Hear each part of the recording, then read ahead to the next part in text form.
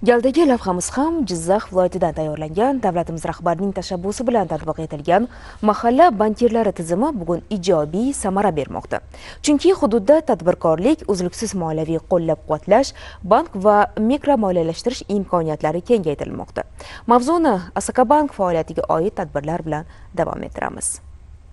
Abror Boboyev tadbirkorlikni yorliq va taklifnoma kabi turli oddiy matbaa mahsulotlari chiqarishdan boshlagan yakka tartibdagi tadbirkor. Mahalla bankiri ko'magi bilan Asakabankning Jizzax viloyati filialidan olgan kreditini maqsadli ishlatish orqali bugun davlat idoralari va yirik korxonalar uchun brend to'plamlar, shu bilan birga 10 dan ziyod turdagi sifatli buklet to'plamlari va qattiq muqovali bosma mahsulotlar ishlab chiqarishga o'tdi.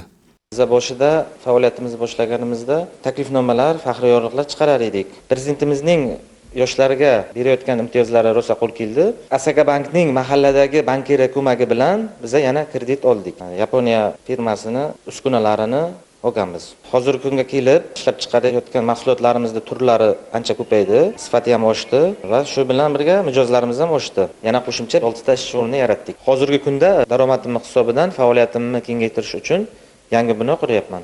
G'allorol tumani Sarbazor mahallasida yashovchi Sanjar Abduqahhorov esa bir paytlar ish topolmay Rossiyaga ketgandi. Mahallasi va uydagilarining maslahati bilan qaytib kelib, mahalla bankiri ko'magida kredit olgach, sartaroshlik kasbini shu yerda davom ettira boshladi. Bugun esa o'z mijozlariga ega, oilasining kam-ko'sini yaxshilab olib, barqaror daromadga kirgan tadbirkor bo'ldi. Asakabank xodimlari tushuntirdiki, sizga o'xshagan vaqtinchalik ishsizlarga kreditlarimiz bor. Agar qo'lingizda biror hunaringiz bo'lsa, biznes loyihangiz bo'lsa, biz kredit beramiz deb aytdi. Yana kredit oldim. Topayotgan daromadim 8-9 millionni tashkil etsa, oilamga sog' daromad 7 million olib kiraman. Uy joyimni, kamko'slarini to'g'riladim. Kreditdan odam maqsadli va aniq biznes reja bilan foydalansa, bu juda yaxshi narsa ekan. Biz tadbirkorlarga prezidentimiz mana shunday sharoit yaratib berayotganidan xursandmiz.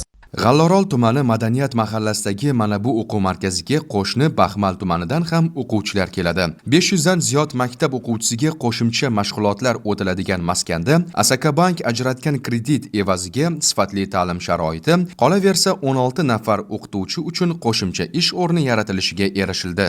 O'quv markazimiz ochilganiga bu yil 3 yil bo'lyapti. O'tgan yili shu o'quv markazimizni qo'shimcha jihozlash uchun Asakabank tomonidan kredit olgandik. O'quv markazimizga kompyuter jihozlari, monitorlar olib jihozlamoqchimiz. Bu borada biz Asakabank mahalla bankiri bilan gaplashdik. Endigi olinayotgan kreditimiz bilan xudo xolasa yana ham faoliyat turlarini kengaytib, hozirgi vaqtda 10 dan oshiq o'qituvchilarda ish o'rnini yaratgan bo'lsak, endigisida bu narsani 2-3 barobarga ko'tarish maqsadidamiz.